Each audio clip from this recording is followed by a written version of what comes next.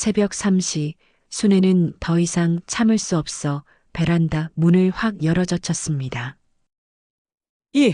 이게 누구야라?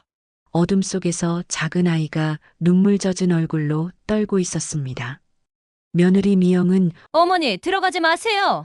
하며 절망적으로 울음을 터뜨렸고 아들 준호는 고개를 숙인 채 엄마, 제 잘못이에요. 라고 떨리는 목소리로 고백했습니다. 순애의 온몸이 얼어붙으며 베란다에 아이가 이 추위에 혼자.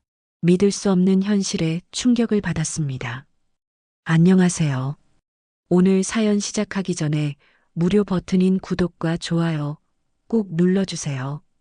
서울 강북구의 낡은 주공아파트 단지 오후 2시 70대 김순애는 베란다에서 빨래를 걷어들이며 아래쪽 놀이터를 내려다보았습니다. 아이들의 웃음소리가 멀리서 들려오지만 순애의 마음속엔 쓸쓸함만이 가득했습니다. 우리 집 손주도 저렇게 뛰어다닐 나이인데 순애는 속으로 중얼거리며 빨래를 바구니에 담았습니다. 남편이 세상을 떠난 지 벌써 3년.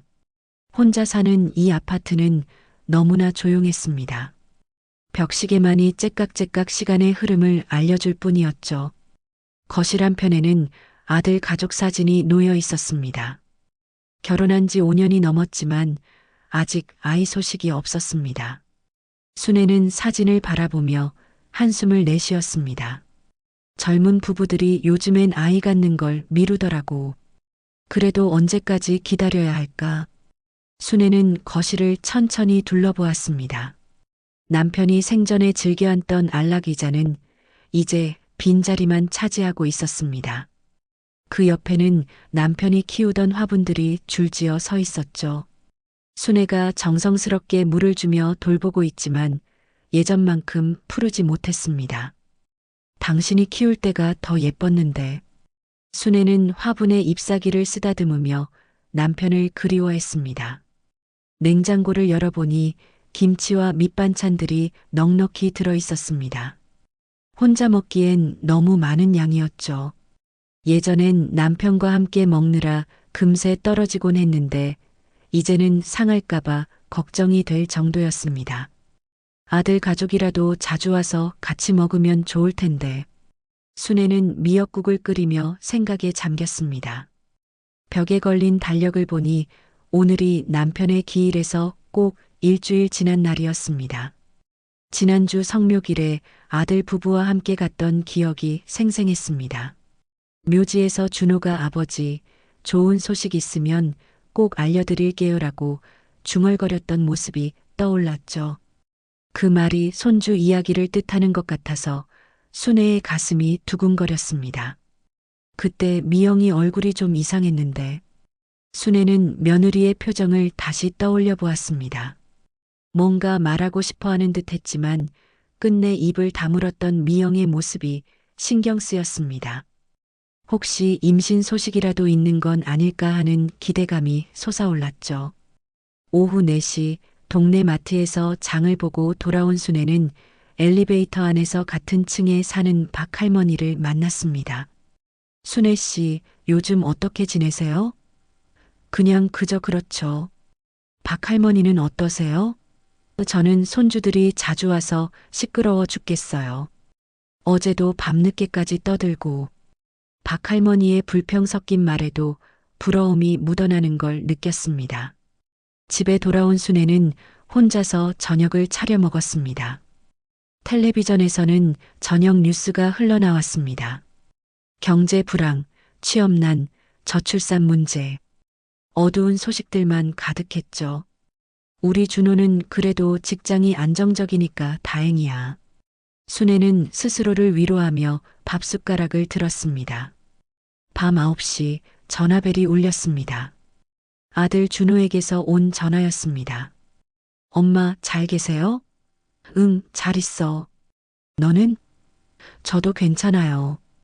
그런데 엄마 이번 주말에 저희 집에 오셔서 며칠 지내실래요? 미영이가 엄마 보고 싶어 한다고 하네요. 순애의 얼굴에 환한 미소가 번졌습니다. 그럼 좋지. 오랜만에 너희 집에서 지내면서 맛있는 것도 해줄게. 그럼 토요일 오전에 모시러 갈게요. 아니야, 내가 지하철 타고 갈 수 있어. 괜찮다. 그래도 짐이 있으실 텐데. 몇 벌 옷가지가 뭐가 무거워? 걱정 마라. 순애는 기분 좋게 전화를 끊었습니다. 오랜만에 가족과 함께 보낼 수 있는 시간이 기대되었습니다. 그날 밤 순애는 가져갈 옷가방을 싸면서 행복한 상상에 빠져들었습니다. 며느리와 함께 장을 보고 아들이 좋아하는 음식을 해주고 가족끼리 둘러앉아 정다운 이야기를 나누는 모습들을 그려보았죠. 그리고 마음 한편으로는 혹시라도 좋은 소식이 있을까 하는 기대감도 품고 있었습니다. 주말이 되어 지하철을 타고 아들 집을 찾은 순애는 깔끔하게 정돈된 신축 아파트를 둘러보았습니다. 새로 이사한 지 얼마 되지 않은 집이라 모든 게 반짝반짝 빛났습니다. 거실에 큰 창문으로 들어오는 햇살이 따뜻했고 인테리어도 세련되게 꾸며져 있었습니다. 참 예쁘게 꾸며놨네. 신혼집 같아. 며느리 미영이 차를 내오며 웃었습니다. 엄마 오시니까 집이 더 따뜻해 보여요. 미영의 얼굴에는 평소와 달리 약간의 긴장감이 엿보였습니다. 순애는 그저 반가움에 그런 건 눈치채지 못했죠. 저녁 시간이 되자 준호가 퇴근해서 돌아왔습니다. 엄마 오셨어요? 응, 우리 아들 고생 많다. 회사 일은 어때? 괜찮아요. 요즘 프로젝트가 좀 바쁘긴 하지만 할만해요. 가족 3명이 둘러앉아 저녁을 먹는 모습이 참 정겨웠습니다. 식사를 하며 순애는 손주 이야기를 꺼내고 싶었지만 참았습니다. 젊은 부부에게 부담을 주고 싶지 않았거든요. 대신 일상적인 이야기들을 나누며 오랜만에 가족 시간을 즐겼습니다. 아들은 회사 동료들 이야기를 했고 며느리는 새로 시작한 요가 수업 이야기를 했습니다. 미영아, 요가가 좋더라. 몸도 건강해지고. 네, 엄마. 스트레스도 풀리고 좋아요. 그런데 미영의 목소리에는 왠지 어색함이 섞여 있었습니다. 순애는 혹시 무슨 고민이라도 있는 건 아닐까 생각했지만 직접 묻지는 못했습니다. 밤이 깊어가자 아들 부부는 각자 할 일이 있다며 일찍 방으로 들어갔습니다. 순애는 거실 소파에 이불을 깔고 누웠습니다. 오랜만에 가족과 함께 있는 집에서 자니 마음이 편안했습니다. 외로웠던 혼자만의 시간들이 잠시나마 잊혀지는 것 같았죠. 첫날 밤은 깊고 고요했습니다. 순애는 오랜만에 가족과 함께하는 공간에서 편안한 마음으로 잠에 빠져들었습니다. 그런데 새벽 3시경 어디선가 희미한 소리가 들려왔습니다. 처음엔 꿈인 줄 알았죠. 하지만 점점 또렷해지는 그 소리는 분명히 현실이었습니다. 흑, 흑, 낮고 가느다란 흐느끼는 소리였습니다. 순애는 눈을 뜨고 귀를 기울여 들어보았습니다. 소리의 방향은 베란다 쪽에서 오는 것 같았습니다. 이상하네. 이 시간에 누가 울고 있지? 순애는 몸을 일으켜 소리가 나는 쪽을 바라보았습니다. 아파트 베란다는 거실과 연결되어 있었고 두꺼운 유리문으로 막혀 있었습니다. 블라인드가 내려져 있어서 밖이 잘 보이지 않았죠. 순애는 조심스럽게 소파에서 일어나 베란다 문 쪽으로 다가갔습니다. 소리는 여전히 계속되고 있었습니다. 아이 울음소리 같은데 순애의 마음속에 이상한 예감이 스쳤습니다. 하지만 이 높은 층 아파트에서 아이 울음소리가 들릴 리는 없었죠. 아마도 위층이나 아래층에서 들려오는 소리일 거라고 생각했습니다. 요즘 아파트는 방음이 잘 안 되는 경우가 많다고 들었거든요. 소리는 10분 정도 계속되다가 갑자기 조용해졌습니다. 순애는 다시 소파로 돌아와 누웠지만 쉽게 잠들지 못했습니다. 뭔가 석연치 않은 기분이 들었거든요. 혹시 옆집에 아기가 태어났나? 하지만 그런 소식을 들은 적이 없었습니다. 다음 날 아침 순애는 며느리 미영에게 밤에 들었던 소리 이야기를 했습니다. 미영아, 밤에 베란다 쪽에서 이상한 소리가 들리더라. 아이 우는 소리 같았는데. 미영의 얼굴이 순간 굳어지는 것을 순애는 놓치지 않았습니다. 아, 그건 아마 위층이나 아래층에서 들려온 소리일 거예요. 요즘 아파트들이 방음이 잘 안 되거든요. 미영은 어색한 웃음을 지으며 대답했습니다. 하지만 그 답변에는 뭔가 숨기고 싶어 하는 기색이 역력했습니다. 순애는 예민한 할머니의 직감으로 그것을 느꼈죠. 그런가? 그런데 참 이상하더라. 바로 베란다에서 들리는 것 같았는데. 순애가 다시 말하자 미영은 급하게 주제를 바꿨습니다. 엄마, 오늘 뭐 드시고 싶으세요? 제가 마트 가서 장 좀 봐올게요. 그리고는 서둘러 가방을 들고 나가버렸습니다. 혼자 남은 순애는 의아한 마음으로 베란다를 다시 한번 살펴보았습니다. 낮에 보니 베란다는 꽤 넓었고 빨래 건조대와 화분들이 놓여 있었습니다. 그런데 베란다 한쪽 구석에 평소에 보지 못했던 작은 매트리스 같은 것이 보였습니다. 저게 뭐지? 순애는 궁금해서 베란다 문을 열어보려 했습니다. 그런데 문이 잠겨 있었습니다. 이상했습니다. 베란다 문을 잠글 이유가 없었거든요. 순애는 문고리를 이리저리 돌려보았지만 열리지 않았습니다. 그때 현관문이 열리면서 아들 준호가 점심시간에 잠깐 집에 들렀습니다. 엄마, 왜 거기 계세요? 준호의 목소리에는 약간의 긴장감이 묻어났습니다. 아, 베란다 좀 보려고 했는데 문이 안 열리네. 아, 그건 요즘 도둑이 많다고 해서 잠가둔 거예요.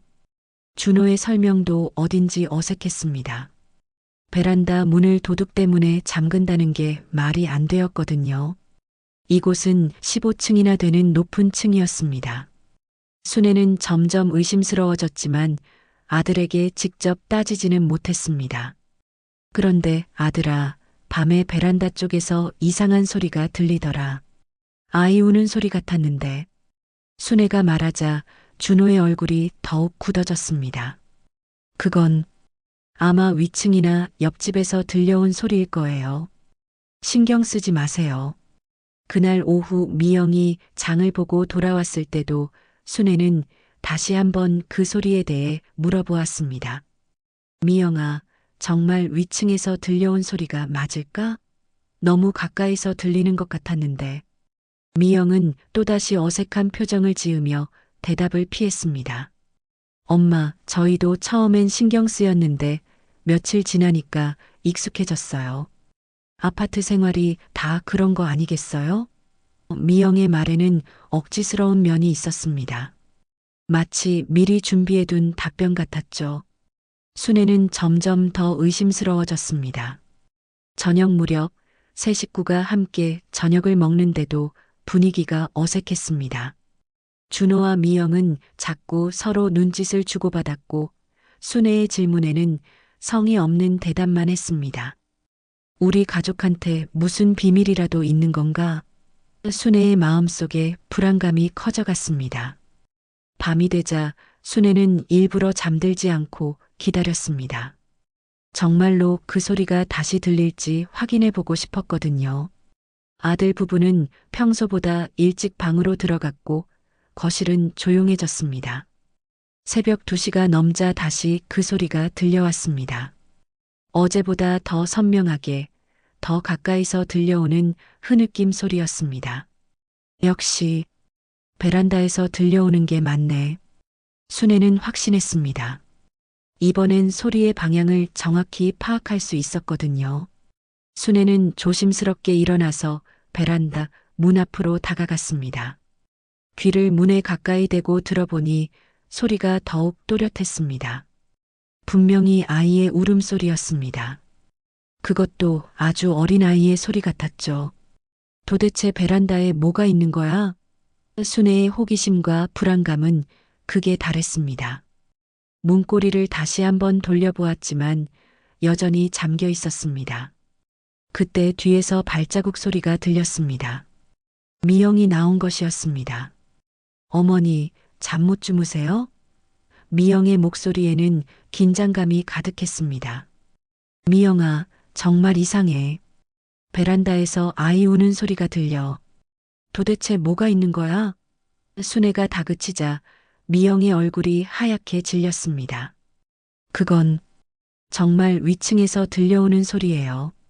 신경 쓰지 마세요. 하지만 미영의 목소리는 떨리고 있었습니다. 순애는 더욱 의심스러워졌습니다. 분명히 무언가를 숨기고 있다는 확신이 들었거든요. 3일째 되는 새벽, 순애는 더 이상 참을 수 없었습니다. 며느리의 어색한 변명들과 아들의 회피하는 태도가 오히려 의심을 키웠거든요. 이번에도 어김없이 새벽 2시가 넘자 베란다 쪽에서 그 애절한 흐느낌이 들려왔습니다. 이번엔 확실히 알아봐야겠어. 순애는 마음을 굳혔습니다. 소파에서 조용히 일어나 베란다 문으로 다가갔습니다. 문고리를 돌려보니 역시나 잠겨 있었습니다. 하지만 순애는 포기하지 않았습니다. 문틈 사이로 손가락을 넣어 억지로 열어보려 했죠. 그때 뒤에서 급한 발걸음 소리가 들렸습니다. 미영이 잠옷 차림으로 뛰어나온 것이었습니다. 어머니, 뭐 하세요? 미영의 목소리에는 다급함과 공포가 섞여 있었습니다. 마치 큰일 날 것을 막으려는 듯한 절박함이었죠. 미영아, 정말 이상해. 베란다에서 계속 소리가 들려. 도대체 뭘 숨기는 거야? 순애가 목소리를 높이자 미영의 얼굴이 창백해졌습니다. 어머니, 정말 아무것도 아니에요. 그냥 위층 소리예요. 하지만 미영의 손이 덜덜 떨리고 있었습니다. 순애는 70년을 살아온 경험으로 며느리가 거짓말을 하고 있다는 걸 단번에 알아챘습니다. 미영아, 나를 바보로 아는 거야? 위층 소리가 이렇게 가까이서 들릴 리 없어. 그때 방에서 준호가 나왔습니다. 아내의 다급한 목소리를 듣고 깬 모양이었습니다. 무슨 일이에요? 여보, 어머니가 베란다 문을 열려고 해요. 미영이 떨리는 목소리로 말했습니다. 준호의 얼굴도 순간 굳어졌습니다. 엄마, 베란다는 위험해요. 밤에는 열지 마세요. 준호도 어색한 핑계를 댔습니다. 위험하긴 뭐가 위험해? 15층인데 뭐가 들어와? 너희 둘 다 이상해. 순애는 점점 화가 났습니다. 자신을 속이려는 게 뻔히 보였거든요. 정말 베란다에 뭐가 있는 거 맞지? 왜 이렇게 막으려고 하는 거야? 순애가 다그치자 미영이 갑자기 울음을 터뜨렸습니다. 어머니, 정말 모르는 게 좋을 것 같아요. 미영의 눈물에는 깊은 절망이 담겨 있었습니다. 순애는 며느리의 눈물을 보고 더욱 놀랐습니다. 뭔가 심각한 일이 벌어지고 있다는 걸 직감했거든요. 미영아, 도대체 무슨 일이야? 나한테 말해봐. 하지만 미영은 고개만 저으며 계속 울었습니다. 준호가 아내의 어깨를 감쌌습니다. 엄마, 내일 얘기해요. 지금은 너무 늦었어요. 아니야, 지금 당장 말해. 베란다에 뭐가 있는 거야? 순애의 목소리는 점점 커졌습니다. 평생 이렇게 답답한 적이 없었거든요. 베란다에서 들려오는 울음소리는 여전히 계속되고 있었습니다. 순애가 귀를 기울이자 더욱 선명하게 들렸습니다. 분명히 아주 어린 아이의 울음소리였습니다. 저 소리 들려? 분명히 아이 우는 소리야. 미영과 준호는 서로 눈빛만 주고받을 뿐 아무 말도 하지 않았습니다. 그 침묵이 오히려 순애의 의심을 확신으로 바꿨습니다. 정말 베란다에 아이가 있구나. 그것도 울고 있는 아이가. 엄마, 제발 모른 척 해주세요. 준호가 간신히 입을 열었습니다. 그의 목소리에는 애원하는 기색이 역력했습니다. 모른 척하라고? 베란다에 아이가 울고 있는데 어떻게 모른 척해? 순애는 더 이상 참을 수 없었습니다. 베란다 문고리를 있는 힘껏 돌려보았습니다. 그런데 이상하게도 이번엔 문이 살짝 열렸습니다.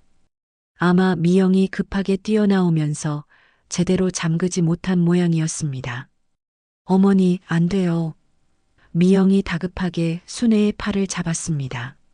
하지만 순애는 이미 베란다 문을 반쯤 열어젖힌 상태였습니다. 차가운 새벽 공기가 거실로 스며들어왔습니다. 베란다는 어둠에 쌓여 있었지만 희미한 불빛 아래로 뭔가가 보였습니다. 구석진 자리에 작은 매트리스가 깔려 있었고 그 위에 작은 인형 몇 개가 놓여 있었습니다. 그리고 그 옆에 작은 그림자 하나가 움츠려 앉아 있었습니다. 순애는 숨이 멎을 것 같았습니다. 정말로 아이가 있었던 것입니다. 그것도 이 추운 베란다에서 혼자 울고 있었던 거였죠. 이게 뭐야? 순애의 목소리는 떨렸습니다. 아이는 순애를 보고 더욱 움츠러들었습니다. 어둠 속에서도 아이의 눈물 젖은 얼굴이 보였습니다. 너무나 어린 아이였습니다. 기껏해야 서너 살쯤 되어 보이는 작은 아이가 이 추위 속에서 혼자 있었던 것입니다. 준호야. 순애가 떨리는 목소리로 아들을 불렀습니다. 이 아이가 누구야? 준호는 고개를 푹 숙인 채 아무 말도 하지 못했습니다. 미영은 벽에 기대어 주저앉으며 소리내어 울기 시작했습니다. 순애는 베란다로 들어가 아이에게 다가갔습니다. 아이는 무서워하며 더욱 구석으로 움츠러들었습니다. 괜찮아. 할머니야. 순애는 최대한 부드러운 목소리로 말했습니다. 아이의 옷은 너무 얇았습니다. 이런 추위 속에서 어떻게 견뎌왔는지 모를 정도였죠. 순애는 거실에서 담요를 가져와 아이를 감쌌습니다. 아이는 여전히 무서워했지만 따뜻한 담요에 조금씩 안정되는 것 같았습니다. 준호야, 미영아. 순애가 두 사람을 불렀습니다. 목소리에는 분노와 실망 그리고 안타까움이 모두 섞여 있었습니다. 이제 정말로 설명해야겠어. 이 아이가 누구인지, 왜 여기 있는지 말이야. 미영은 여전히 울고만 있었고 준호는 입술을 꽉 깨물며 고민하는 표정이었습니다. 베란다 바닥에는 아이의 작은 물건들이 흩어져 있었습니다. 오래된 인형, 낡은 책 몇 권, 그리고 비닐봉지에 든 과자 부스러기들. 순애는 아이를 품에 안았습니다. 아이는 처음엔 저항했지만 순애의 따뜻함을 느끼고는 조금씩 몸을 맡겼습니다. 아가야, 많이 추웠지? 할머니가 따뜻하게 해줄게. 그때 준호가 무릎을 꿇으며 말했습니다. 엄마, 정말 죄송합니다. 설명할게요. 모든 걸 다 말씀드릴게요. 그의 목소리는 떨리고 있었고 눈가에는 눈물이 맺혀 있었습니다. 순애는 아이를 품에 안은 채 거실로 들어왔습니다. 아이는 여전히 떨리고 있었지만 할머니의 따뜻한 품에서 조금씩 안정되는 것 같았습니다. 준호와 미영은 소파 앞에 무릎을 꿇고 앉아 있었습니다. 두 사람의 얼굴에는 죄책감과 절망이 가득했죠. 이제 말해봐. 이 아이가 누구인지. 순애의 목소리는 떨렸지만 단호했습니다. 품에 안긴 아이를 보니 분노보다는 안타까움이 먼저 밀려왔거든요. 이런 어린 생명이 추위 속에서 혼자 있었다는 사실이 가슴을 찢어 놓았습니다. 준호는 한참 동안 말을 잇지 못했습니다. 입을 열었다 닫기를 여러 번 반복했죠. 미영은 고개를 숙인 채 눈물만 흘리고 있었습니다. 침묵이 길어질수록 순애의 마음은 더욱 무거워졌습니다. 준호야, 엄마한테 말 못할 일이 뭐가 있어?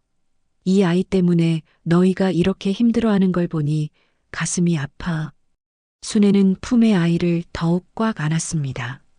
아이는 할머니의 체온을 느끼며 조금씩 울음을 그쳤습니다.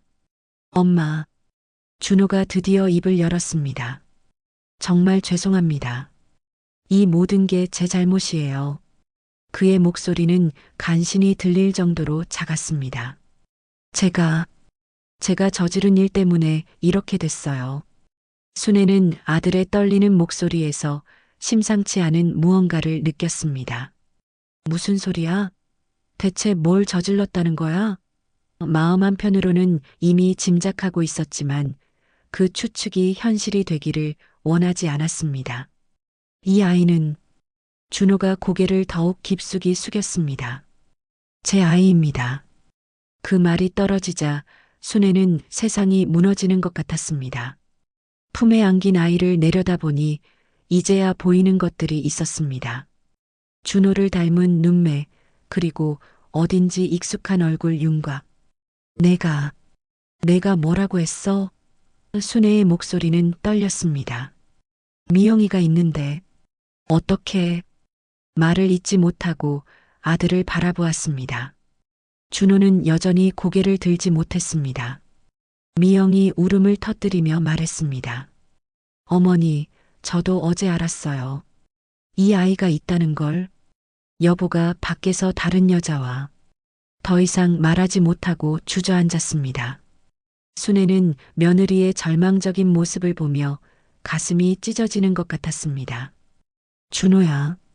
순애의 목소리에는 깊은 실망이 묻어났습니다. 내가 어떻게 이럴 수가 있어? 미영이한테 어떻게 이런 짓을. 70년을 살면서 이보다 충격적인 일은 없었습니다.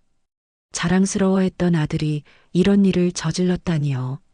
엄마, 정말 죄송해요. 변명의 여지가 없어요. 준호가 바닥에 머리를 박으며 말했습니다. 작년에 회사에서 만난 사람이었어요. 일이 힘들고 스트레스 받을 때 그냥 실수로. 하지만 그의 말은 변명처럼 들릴 뿐이었습니다. 순애는 품의 아이를 바라보았습니다. 아이는 이제 울음을 그치고 할머니를 올려다보고 있었습니다. 맑고 순수한 눈빛이었습니다. 이 아이에게는 아무 잘못이 없었습니다.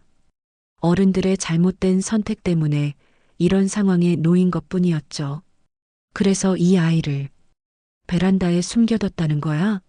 순애의 목소리에는 분노가 섞여 있었습니다. 이 추위에 이렇게 어린 아이를. 너희가 사람이야, 짐승이야? 미영이 손을 들어 막으며 말했습니다. 어머니, 저희도 어쩔 수 없었어요. 갑자기 아이를 데리고 와서 어디다 둘 데가 없었어요. 그리고 이웃들이 알면. 하지만 그 말도 변명에 지나지 않았습니다. 이웃들이 아는 게 중요해. 아이가 얼어 죽는 게 중요해. 순애는 화가 났습니다. 이 아이가 며칠 동안 여기 있었어? 일주일 정도 됐어요. 준호가 작은 목소리로 대답했습니다. 순애는 더욱 화가 났습니다. 일주일 동안 이 어린아이가 추위 속에서 혼자 있었다는 게 믿어지지 않았습니다. 일주일 동안? 이 아이가 뭘 먹고 어떻게 살았어? 가끔 음식을 갖다 줬어요. 미영이 떨리는 목소리로 말했습니다. 순애는 베란다를 다시 한번 돌아보았습니다. 구석에 놓인 낡은 매트리스, 몇 개의 헌 인형, 그리고 비닐봉지에 든 과자 부스러기들. 이것이 한 어린 생명이 일주일 동안 생활했던 공간이었습니다. 아이 엄마는 어디 있어? 순애가 물었습니다. 그 여자는 왜 아이를 너한테 맡겨뒀어? 준호는 더욱 움츠러들며 대답했습니다. 그 사람은 외국으로 떠났어요. 아이를 키울 수 없다면서 저한테 맡기고. 순애는 한숨을 깊게 내쉬었습니다. 상황이 점점 더 복잡해지고 있었습니다. 아이의 엄마마저 책임을 방기한 상태였던 것입니다. 그래서 너희는 이 아이를 베란다에 숨겨두고 모른 척할 생각이었어? 어떻게 해야 할지 몰랐어요. 미영이 울먹이며 말했습니다. 갑자기 아이가 생겼다고 하면 저희 결혼 생활도 끝이고 그리고 여보 직장도. 하지만 순애에게는 그런 걱정들이 우선순위가 아니었습니다. 순애는 품에 아이를 내려다보았습니다. 아이는 이제 할머니에게 완전히 의지하고 있었습니다. 작은 손으로 순애의 옷깃을 꽉 잡고 있었죠. 아가야, 배고프지? 할머니가 따뜻한 거 해줄게. 부엌으로 가서 우유를 데우고 빵을 준비했습니다. 아이는 굶주렸는지 순애가 주는 음식을 맛있게 먹었습니다. 그 모습을 보니 더욱 마음이 아팠습니다. 이 어린 생명이 얼마나 힘들었을까 싶었거든요. 이 아이 이름은 뭐야? 순애가 물었습니다. 지은이에요. 준호가 작은 목소리로 대답했습니다. 지은아, 할머니가 따뜻하게 해줄게. 이제 괜찮아. 순애는 지은이를 부드럽게 달랬습니다. 미영이 다가와서 말했습니다. 어머니, 이제 어떻게 해야 할까요? 정말 모르겠어요. 순애는 며느리의 절망적인 얼굴을 바라보았습니다. 이 상황에서 가장 큰 피해자는 미영이었습니다. 남편의 배신과 갑작스런 아이의 등장으로 모든 게 무너진 것이었죠. 일단 이 아이부터 따뜻하게 해주자. 그 다음에 생각해보고. 순애는 지은이를 안고 소파에 앉았습니다. 아이는 이제 완전히 안정된 것 같았습니다. 할머니의 품에서 스르르 잠에 빠져들고 있었죠. 준호가 무릎을 꿇고 다가왔습니다. 엄마, 정말 죄송해요. 어떻게 용서받을 수 있을지. 용서는 나한테 받을 게 아니야. 미영이한테 받아야지. 순애는 냉정하게 말했습니다. 하지만 동시에 복잡한 마음이었습니다. 아들이 저지른 일은 용납할 수 없었지만 지은이만큼은 보호해야 했거든요. 새벽이 밝아오자 순애는 지은이를 품에 안은 채 소파에 앉아 있었습니다. 아이는 할머니의 따뜻한 품에서 깊이 잠들어 있었죠. 준호와 미영은 바닥에 앉은 채 밤새 한숨만 내쉬고 있었습니다. 무거운 침묵이 거실을 감싸고 있었습니다. 준호야. 순애가 조용히 아들을 불렀습니다. 이제 처음부터 다시 말해봐. 정확히 어떻게 된 일인지 알아야 앞으로 뭘 해야 할지 결정할 수 있어. 준호는 고개를 들어 어머니를 바라보았습니다. 그의 눈은 밤새 울어서 퉁퉁 부어 있었죠. 작년 봄이었어요. 준호가 떨리는 목소리로 시작했습니다. 회사에서 새 프로젝트 때문에 야근이 많아졌을 때 같은 팀에서 일하는 계약직 직원이 있었어요. 김소영이라는. 미영이 그 이름을 듣고 몸을 떨었습니다. 처음엔 그냥 동료였어요. 일 때문에 자주 만나다 보니 그 사람이 혼자 사는 게 힘들다고 하더라고요.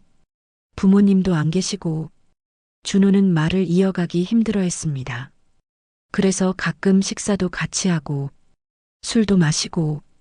순애는 아들의 말을 들으며 마음이 점점 무거워졌습니다. 예상했던 이야기의 흐름이었지만 실제로 듣게 되니 받아들이기 힘들었습니다. 그래서 그 여자와 그런 관계가 된 거구나. 엄마, 정말 실수였어요. 미영이한테 미안하고. 한두 번 있었던 일이었는데. 준호가 변명하려 했지만 순애가 손을 들어 막았습니다. 실수라고? 한두 번이라고? 그래서 아이가 생긴 게 실수야?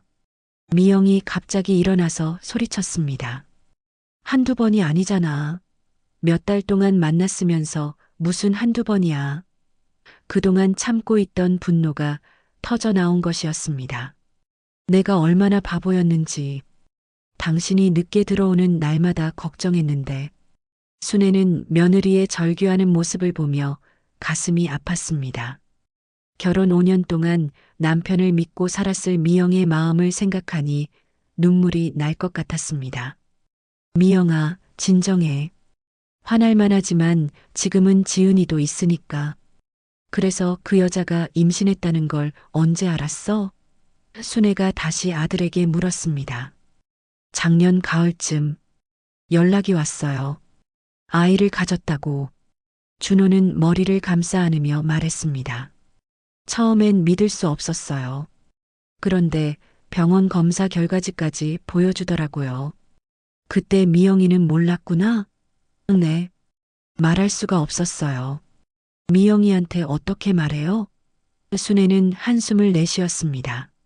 아들이 얼마나 큰 잘못을 저질렀는지 이제야 전체적인 그림이 그려지고 있었습니다. 그래서 그 여자가 아이를 낳은 거야? 올해 초에 낳았어요. 처음엔 혼자 키우겠다고 했는데 준호의 목소리가 점점 작아졌습니다. 지난달에 갑자기 연락이 와서 만나자고 하더라고요. 미영이 벽에 기대앉으며 말했습니다. 그때부터 이상했어요. 여보가 자꾸 핸드폰 확인하고 밤에 나가는 일도 많아지고 미영의 목소리에는 그동안 쌓였던 의심과 불안이 묻어났습니다. 그 여자가 지은이를 데리고 온 게 언제야? 순애가 품에 아이를 내려다보며 물었습니다. 지은이는 여전히 평온하게 잠들어 있었습니다. 세상의 복잡한 일들을 모른 채 순수하게 잠들어 있는 모습이 더욱 안쓰러웠죠. 일주일 전 갑자기 아파트 앞에서 기다리고 있었어요. 지은이를 데리고 준호가 떠올리기 싫은 듯 말했습니다. 외국으로 나간다면서 아이를 맡기고 갔어요. 연락처도 바꿔버리고 순애는 그 여자의 무책임함에 화가 났습니다. 그래서 너희는 아이를 베란다에 숨겨둔 거구나. 이웃들 눈을 피해서 어떻게 해야 할지 몰랐어요. 갑자기 아이가 생겼다고 하면 그럼 뭐 어쩌려고 했어? 영원히 베란다에 숨겨둘 생각이었어? 순애의 목소리에는 분노가 섞여 있었습니다. 이 아이가 자라서 학교는 어떻게 보내고 병원은 언제 데려가고 미영이 울먹이며 말했습니다. 저희도 생각해 봤어요. 고아원에 맡기는 것도 아니면 다른 가족에게 입양시키는 것도. 하지만 그 말을 하는 미영의 얼굴에도 갈등이 역력했습니다. 고아원? 순애가 깜짝 놀랐습니다. 이 아이를 고아원에 보내려고 품에 지은이를 더욱 꽉 안았습니다. 너희가 정말 그럴 생각이었어?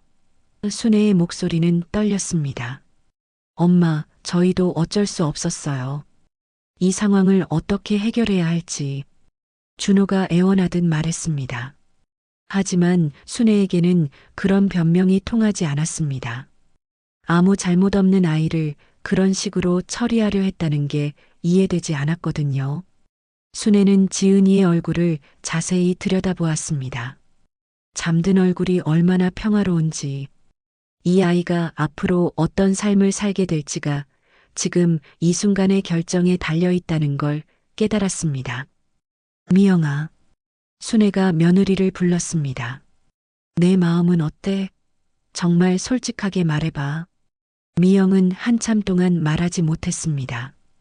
복잡한 감정들이 얼굴에 그대로 드러났죠. 저도 모르겠어요. 미영이 간신히 입을 열었습니다. 남편을 미워하지만 그 아이한테는 죄가 없잖아요. 하지만 매일 그 아이를 보면서 남편의 배신을 떠올려야 한다면 더 이상 말하지 못하고 또 울음을 터뜨렸습니다. 순애는 며느리의 마음을 이해했습니다. 지은이는 준호의 잘못의 증거이자 동시에 아무 죄 없는 생명이었습니다. 미영에게는 그 모순적인 감정을 받아들이기가 너무 힘들 것이었죠. 그래도 미영아, 이 아이는 이제 우리 가족이야. 순애가 단호하게 말했습니다. 준호가 저지른 일은 용서할 수 없지만 이 아이만큼은 보호해야 해. 그게 어른의 책임이야. 준호가 고개를 들어 어머니를 바라보았습니다. 엄마 말씀은 이 아이를 키우자는 뜻이에요? 그게 아니면 어떻게 할 거야? 고아원에 보낼 거야? 이 아이가 무슨 잘못을 했다고? 미영이 손으로 얼굴을 감싸며 말했습니다. 하지만 어머니, 이웃들이 알면 어떻게 해요? 갑자기 아이가 생겼다고 하면 그건 나중에 생각해보자. 지금 중요한 건 이 아이가 안전하게 자랄 수 있도록 하는 거야. 순애는 지은이를 보며 결심을 굳혔습니다. 아들이 저지른 잘못은 잘못이지만 이 순수한 생명만큼은 지켜내야 한다고 생각했습니다. 그것이 할머니로서 그리고 한 인간으로서 해야 할 일이라고 믿었거든요. 아침 햇살이 거실로 스며들자 지은이가 눈을 떴습니다. 처음 보는 할머니의 얼굴을 올려다보며 아이는 잠깐 당황하는 듯 했지만 곧 안심하는 표정을 지었습니다. 순애는 아이의 맑은 눈동자를 보며 가슴이 뭉클했습니다. 지은아, 잘 잤어? 배고프지? 순애가 부드럽게 말하자 지은이는 고개를 끄덕였습니다. 말은 아직 서툴렀지만 할머니의 따뜻함을 느끼는 듯 했죠. 준호와 미영은 소파 구석에서 지친 얼굴로 아침을 맞았습니다. 순애는 지은이를 안고 부엌으로 갔습니다. 우선 이 아이부터 제대로 씻기고 따뜻한 음식을 먹여야겠어. 지은이의 옷은 며칠째 갈아입지 못한 채였고 얼굴도 제대로 씻지 못해 더러워져 있었습니다. 미영아, 지은이 옷 갈아입힐 게 있어? 순애가 물었습니다. 미영은 멍하니 앉아 있다가 고개를 들었습니다. 옷이 없어요. 그 여자가 가져온 게 몇 벌뿐이었는데 다 더러워졌어요. 순애는 한숨을 내쉬었습니다. 이 아이가 얼마나 방치되어 있었는지 새삼 깨달았습니다. 그럼 내가 마트에 가서 아이 옷을 사올게. 일단 따뜻하게 목욕부터 시키자. 욕실에서 지은이를 씻기면서 순애는 아이의 여린 몸을 보며 눈물이 났습니다. 너무 말랐고 여기저기 상처도 있었습니다. 추운 베란다에서 지낸 흔적이 역력했죠. 지은아, 이제 할머니가 잘 돌봐줄게. 다신 춥지 않을 거야. 목욕을 마친 지은이는 순애가 준비한 따뜻한 수건에 감싸여 훨씬 편안해 보였습니다. 순애는 임시로 준비한 옷을 입혀주며 아이와 조금씩 대화를 나누려 했습니다. 지은이는 몇 살이야? 지은이는 작은 손으로 손가락 3개를 펼쳐 보였습니다. 3살이라는 뜻이었죠. 순애는 아이의 앙증맞은 모습에 웃음이 났습니다. 이런 어린아이가 그동안 얼마나 무서웠을까 싶었거든요. 지은아, 할머니한테 엄마 얘기해 줄 수 있어? 순애가 조심스럽게 물었습니다. 지은이는 잠시 생각하더니 엄마, 비행기 탔어요 라고 말했습니다. 아직 정확한 상황을 이해하지 못하는 것 같았지만 엄마가 멀리 갔다는 건 알고 있었습니다. 거실로 나오니 준호가 회사에 연락을 하고 있었습니다. 오늘 못 나갈 것 같습니다. 가정사가 있어서. 그의 목소리는 지쳐 있었습니다. 하룻밤 사이에 모든 게 달라진 것이었죠. 미영은 여전히 멍하니 앉아 있었습니다. 순애는 며느리의 상태가 걱정되었습니다. 미영아, 괜찮아? 어떻게 괜찮을 수 있겠어요? 미영의 대답에는 깊은 절망이 묻어났습니다. 미영아, 나도 내 마음 안다. 하지만 이 아이는 이미 우리 곁에 와 있어. 이제 어떻게 할지 함께 생각해 보자. 순애는 며느리의 손을 잡았습니다. 미영의 손은 차갑게 식어 있었죠. 어머니는 정말 이 아이를 키우실 생각이세요? 미영이 떨리는 목소리로 물었습니다. 그렇다면 저는 어떻게 해야 하죠? 순애는 며느리의 고통을 이해했습니다.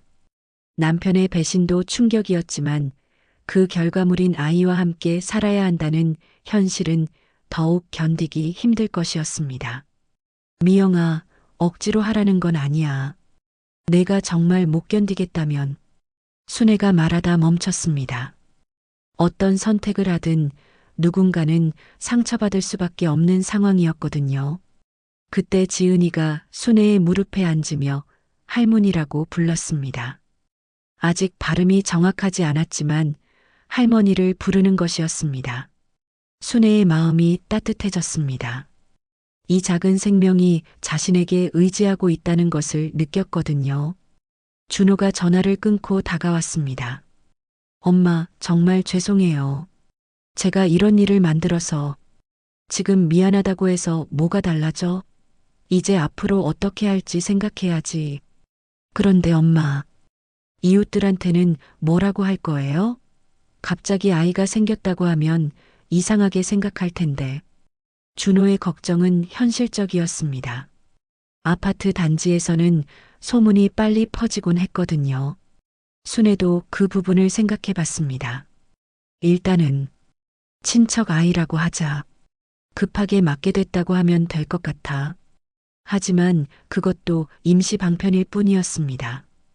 아이가 자라면서 더 복잡한 문제들이 생길 게 뻔했거든요. 어머니, 미영이 조심스럽게 입을 열었습니다. 정말로 이 아이를 키우신다면 저도 함께 하겠습니다. 순애는 깜짝 놀랐습니다. 미영아, 무리하지 마. 내가 힘들면. 아니에요. 생각해보니까 이 아이한테는 정말 죄가 없잖아요. 미영의 눈에 눈물이 맺혔습니다. 남편을 미워하는 건 제 일이고 이 아이를 미워할 순 없어요. 순애는 며느리의 용기에 감동했습니다. 하지만 쉽지 않을 거야, 미영아. 매일 이 아이를 보면서 남편의 잘못을 떠올리게 될 텐데. 그래도 해보겠어요. 어머니 혼자 키우시기엔 너무 힘드실 테니까. 준호가 무릎을 꿇고 앉았습니다. 미영아, 고마워. 정말 고맙다. 하지만 미영은 남편을 바라보지 않았습니다. 용서는 아직 쉽지 않은 일이었죠. 순애는 지은이를 안고 창밖을 바라보았습니다. 평범했던 일상이 하룻밤 사이에 완전히 달라졌습니다. 하지만 이 작은 생명을 지켜내는 것이 자신의 사명이라고 생각했습니다. 지은아, 이제 우리 가족이 되었어. 순애가 아이에게 속삭였습니다. 지은이는 할머니의 말을 다 이해하지는 못했지만 따뜻한 품에서 안전함을 느끼는 듯 했습니다. 그날 오후 순애는 지은이와 함께 마트에 갔습니다. 아이 옷과 필요한 물건들을 사면서 새로운 일상을 준비했죠. 지은이는 할머니 손을 꼭 잡고 따라다니며 호기심 어린 눈으로 주변을 둘러보았습니다. 마트에서 동네 이웃을 만났습니다. 순애 씨, 이 예쁜 아이는 누구예요? 아, 친척 아이예요. 잠깐 맡아서 키우게 됐어요. 순애는 미리 준비한 답변을 했습니다. 다행히 이웃은 별다른 의심 없이 지은이를 귀여워했습니다. 집에 돌아와서 지은이에게 새 옷을 입혀주니 아이는 무척 좋아했습니다. 거울을 보며 환한 미소를 지었죠. 순애는 그 모습을 보며 가슴이 벅찼습니다. 이 아이의 웃음을 지켜내는 것이 자신의 새로운 목표가 되었습니다. 저녁 무렵 세 어른과 한 아이가 함께 식탁에 앉았습니다. 어색하지만 가족의 모습이었습니다. 지은이는 할머니가 떠먹여주는 밥을 맛있게 먹었고 순애는 그 모습을 흐뭇하게 지켜보았습니다. 하지만 준호와 미영 사이의 벽은 여전했습니다. 서로 눈도 마주치지 않았고 대화도 거의 하지 않았죠. 순애는 이 문제도 해결해야 한다는 걸 알고 있었습니다. 지은이를 키우기 위해서는 가족이 화합해야 했거든요. 지은이가 함께한 지 3일째 되는 날 아침, 순애는 중대한 결심을 내렸습니다. 이 상황을 근본적으로 해결하지 않으면 모두가 힘들어질 것이라는 걸 깨달았거든요. 지은이는 거실에서 새로 산 장난감을 가지고 놀고 있었고 준호와 미영은 여전히 서먹한 분위기였습니다. 너희 둘 다 앉아. 순애가 단호한 목소리로 말했습니다. 준호와 미영은 순애의 진지한 표정을 보고 조심스럽게 소파에 앉았습니다. 이제 정말 진지하게 이야기해야 할 때야. 순애는 지은이를 무릎에 앉히고 깊은 숨을 내쉬었습니다. 준호야, 미영아. 이렇게 계속 갈 수는 없어. 지은이를 키우려면 우리 가족이 먼저 제대로 서야 해. 두 사람은 고개를 숙인 채 순애의 말을 들었습니다. 준호야, 내가 저지른 일은 정말 용서받기 어려운 일이야. 미영이한테도, 나한테도, 그리고 지은이한테도. 순애의 목소리에는 깊은 실망이 묻어났습니다. 하지만 이제 중요한 건 어떻게 책임을 질 것인가야. 준호가 고개를 들어 어머니를 바라보았습니다. 엄마, 저 어떻게 해야 할까요? 책임진다는 게 뭔지 알아? 그냥 미안하다고 하고 끝나는 게 아니야. 앞으로 평생 이 아이의 아버지로 살아야 한다는 거야. 미영이 떨리는 목소리로 말했습니다. 어머니, 저는 정말 어떻게 해야 할지 모르겠어요. 남편을 믿었던 제가 바보 같고, 그런데 지은이를 보면 또 마음이 아프고, 미영아, 내 마음 이해해. 하지만 이 아이는 이미 우리 가족이 되었어. 순애가 지은이를 꽉 안으며 말했습니다.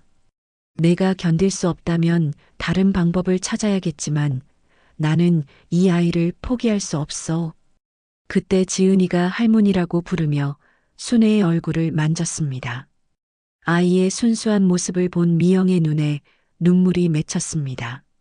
정말 이 아이는 아무 잘못이 없는데. 순애는 결심을 굳히고 말했습니다. 나는 이 아이를 키우기로 했어. 만약 너희가 함께할 수 없다면 나 혼자라도 키우겠어. 그 말에 준호와 미영은 충격을 받았습니다. 엄마, 혼자서 어떻게 해? 준호가 당황하며 말했습니다. 나이도 있으시고 나이는 핑계가 아니야. 이 아이를 지켜내는 게 더 중요해. 순애의 의지는 확고했습니다. 미영이 갑자기 일어나서 방으로 들어갔습니다. 준호가 따라가려 했지만 순애가 막았습니다. 잠깐만 혼자 있게 해줘. 미영이도 생각할 시간이 필요할 거야. 1시간 후 미영이 빨간 눈으로 나왔습니다. 울었던 흔적이 역력했지만 표정은 전보다 단단해 보였습니다.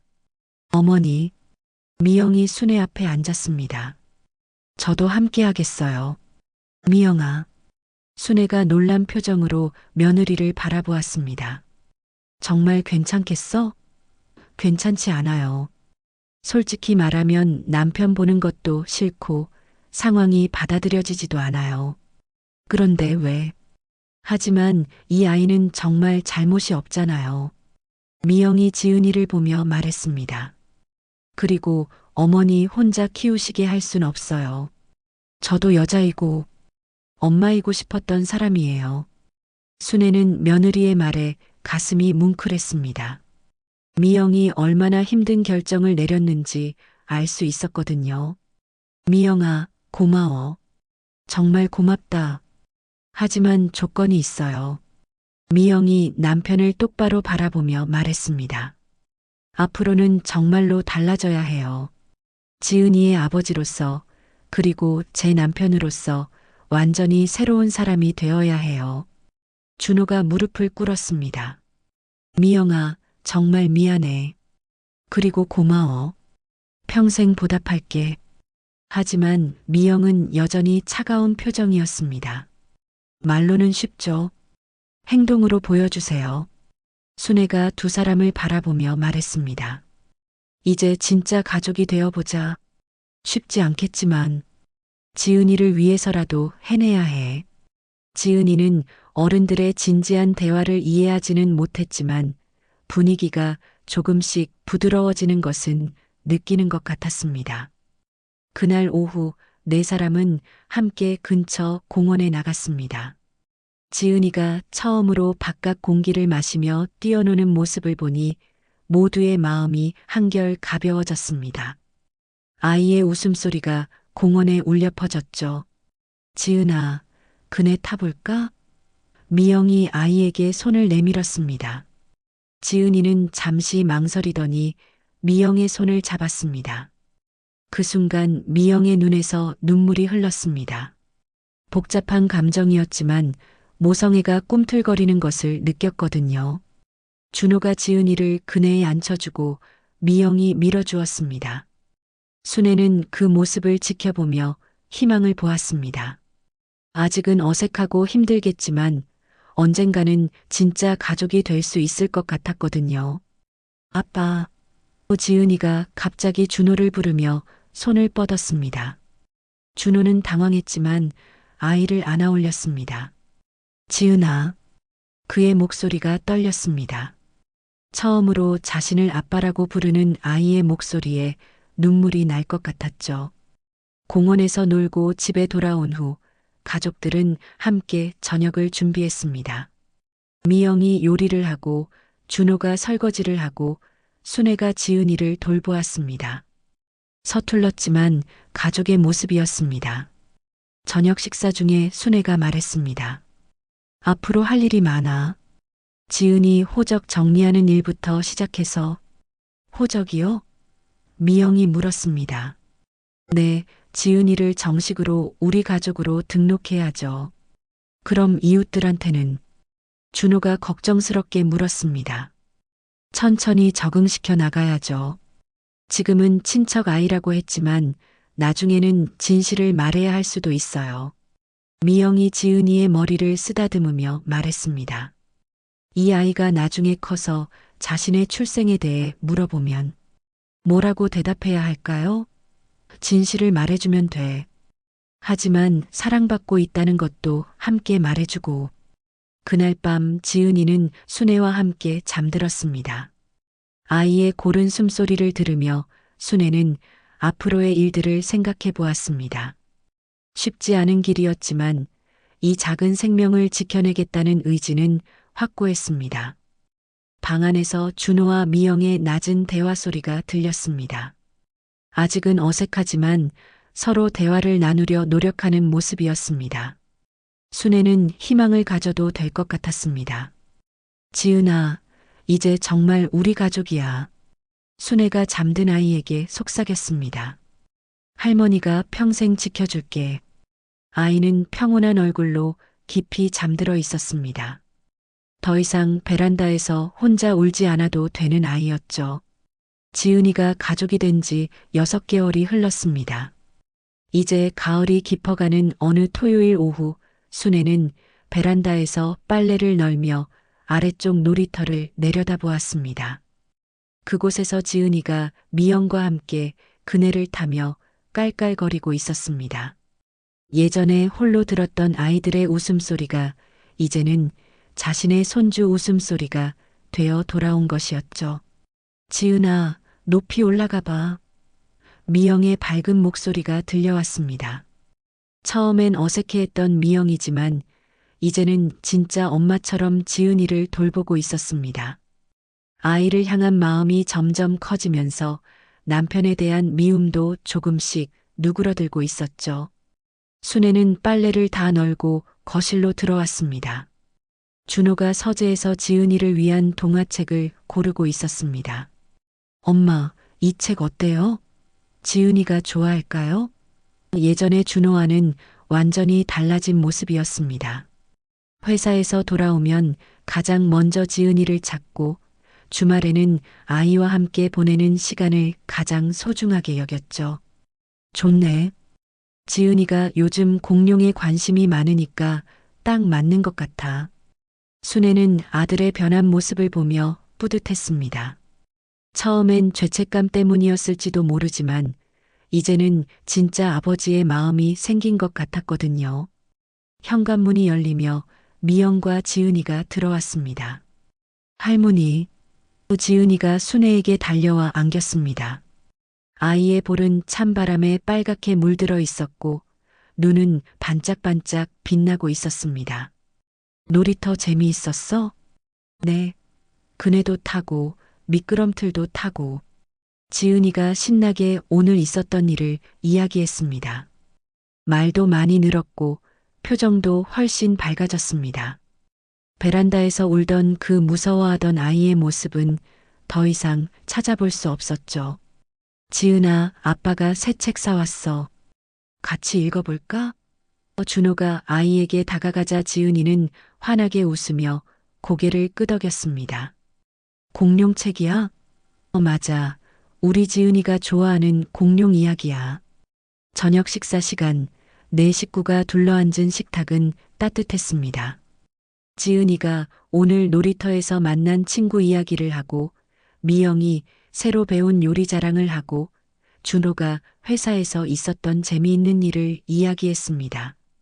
순애는 이런 평범한 일상이 얼마나 소중한지 새삼 깨달았습니다. 그런데 지은아, 내일 어린이집 가는 날이지? 미영이 아이에게 물었습니다. 네, 친구들이랑 놀 거예요. 지은이는 어린이집에 가는 것을 무척 좋아했습니다. 처음에는 낯가림이 심했지만 이제는 친구들과 잘 어울리며 지냈죠. 어린이집 원장님과 상담했을 때의 일이 떠올랐습니다. 지은이가 정말 밝고 건강하게 자라고 있어요. 가정에서 사랑을 많이 받고 있다는 게 느껴져요. 그 말을 들었을 때 순애는 얼마나 뿌듯했던지 모릅니다.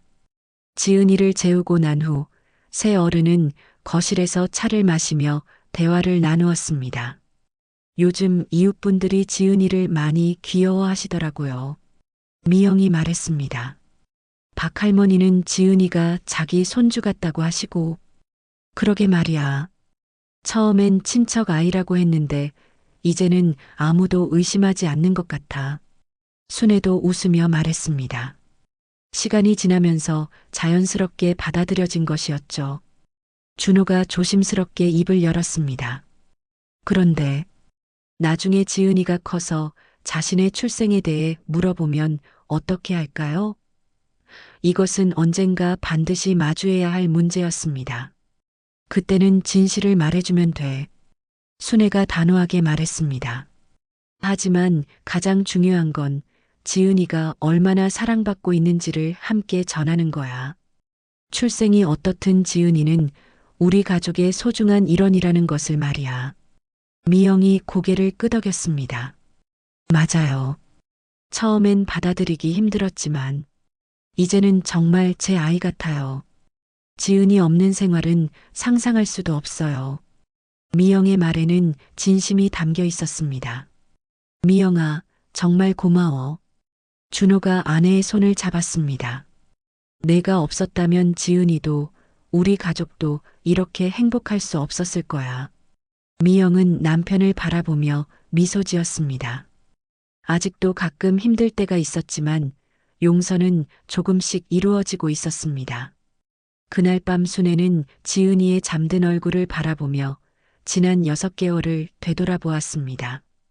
베란다에서 울고 있던 그 작은 아이가 이제는 이렇게 평화롭게 잠들어 있었습니다. 세상에서 가장 안전한 곳에서 사랑받는다는 확신을 가지고 말이죠.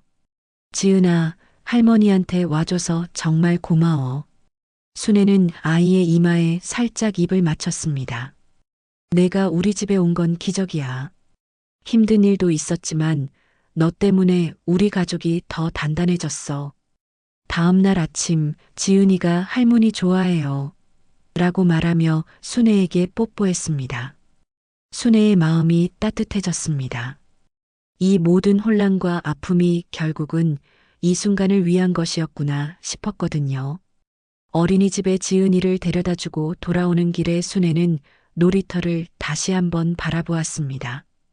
예전에는 다른 집 아이들의 웃음소리를 들으며 부러워했지만 이제는 자신의 손주가 그곳에서 뛰어놀고 있었습니다. 정말 신기한 일이야. 순애는 혼자 중얼거렸습니다. 밤마다 들리던 울음소리가 이제는 웃음소리로 바뀌었구나. 베란다는 이제 빨래와 화분들로 가득한 평범한 공간이 되었습니다. 더 이상 비밀을 숨기는 곳이 아니라 가족의 일상이 펼쳐지는 따뜻한 공간이었죠.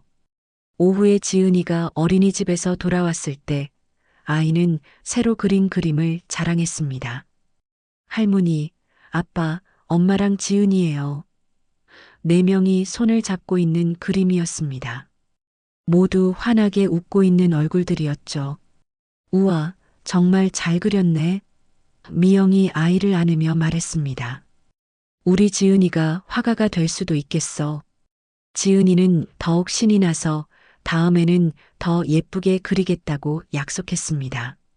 저녁 무렵 온 가족이 베란다에 나가서 석양을 바라보았습니다. 지은이는 순애의 무릎에 앉아 있었고 준호와 미영은 아이를 사이에 두고 서 있었습니다. 따뜻한 가을 바람이 불어왔습니다. 할머니, 우리 계속 함께 살 거죠? 지은이가 순애를 올려다보며 물었습니다. 그럼 할머니가 지은이를 어디 보내겠어? 순애는 아이를 꽉 안으며 대답했습니다. 우리는 영원히 가족이야. 그때 아래층에서 또 다른 아이의 웃음소리가 들려왔습니다. 순애는 그 소리를 들으며 미소 지었습니다. 세상에는 사랑받지 못하는 아이들이 많지만 적어도 지은이만큼은 충분한 사랑을 받으며 자랄 수 있을 것이었습니다. 밤이 되어 지은이가 잠든 후 순애는 다시 한번 베란다를 바라보았습니다. 몇 달 전만 해도 이곳에서 들려오던 슬픈 울음소리.